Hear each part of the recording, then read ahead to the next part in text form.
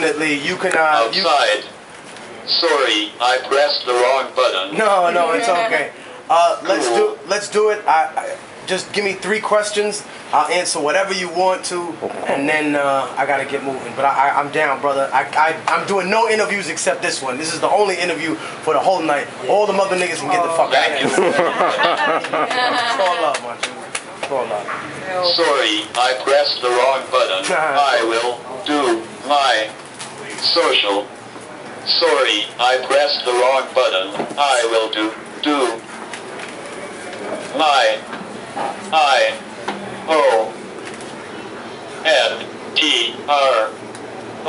intro. So, my people, I would like to introduce to you to Immortal Technique. Brother, first of all, I would like to thank you for taking time out to talk to me. We are going to have a quick chat about your music and your thoughts about life. For those that are not familiar with your music, what are the main things will they hear in your songs? Well, I mean, I think that a lot of people gravitate to the music that I have because we rhyme about real subject matters, what's actually going on in the world. Like, there may be difficult subject matter for people to deal with, such as murder, rape, terrorism, genocide, but these are not gratuitous topics. We don't do these just to brag about them or to seem dangerous. You know, most of the time in the hood, when people say things to threaten other people, they don't do it because they're tough. They do it because they're scared. They do it because they don't want to be there. People don't live in the hood because they're strong. They live in the hood because their parents are poor. You know, and that's because the government wouldn't give them a loan to get the fuck out of there. So I think that if we're talking about putting things into perspective, we rhyme about the third world, for example, because most nations in Africa and in Latin America are actually richer in resources than England could be ever in its existence. And the only reason that they exist that way is because they have a very corrupt government that exists there on purpose.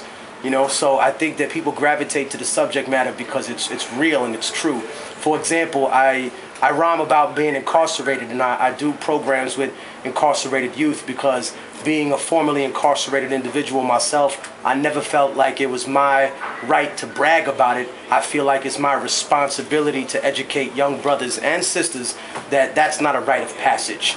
That's not becoming a man, that's becoming a slave. You know, you're not making money for yourself, you're just making money for the government, and you're away from your family and you can't help them right there. So you the realest nigga, that's a slave. What is your favorite track that you have made? Great question. Oh, God damn, great question. It's hard.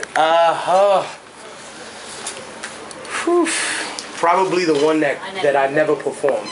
I wrote a song called You Never Know, and it was about a guy who had a girl he fell in love with, and he lost her because she had HIV/AIDS, and she didn't know about it because she had a blood transfusion when she was a child.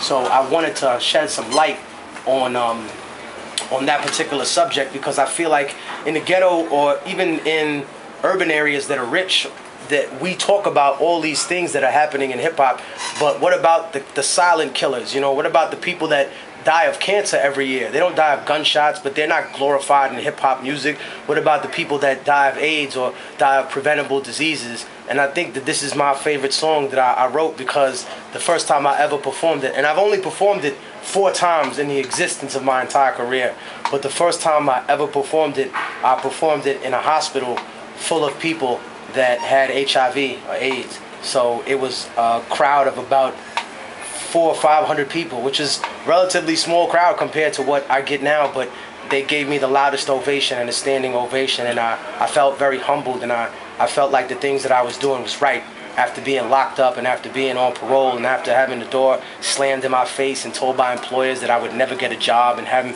people treat me like shit. I felt like what I was doing was right and it had a purpose. So it made me have confidence in myself, and it made me be strong on the inside.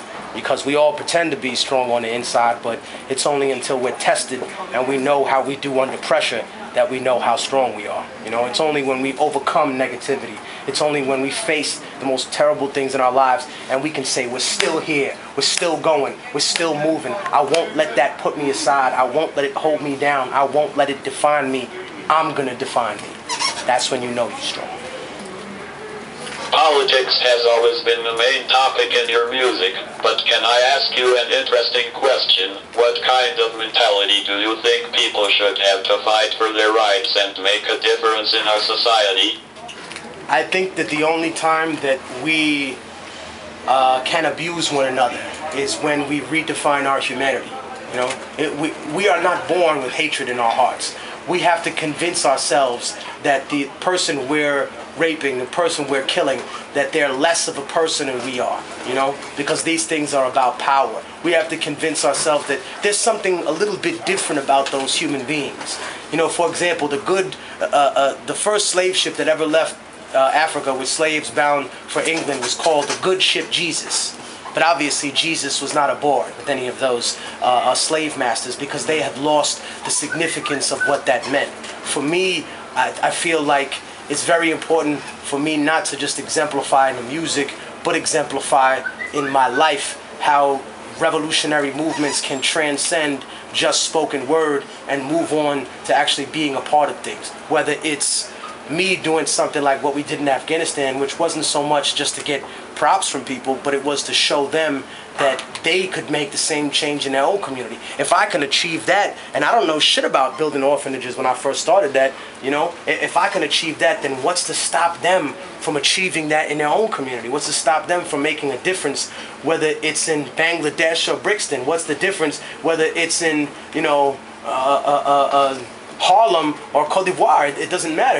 If you listen to it or if you hear the music or the movement, you can stand up and you can make a difference and you can change the world by changing the world around you. That was always the message. Okay, thank you very much, Technique, for taking your time to talk to me. Thank you. Trust me, people, please go check out this guy because he is one of the most powerful and expressive rappers of all time. Respect. Thank you, my friend. I appreciate everything you give me. Thank you. God bless you. Thank you. Respect. Thank you.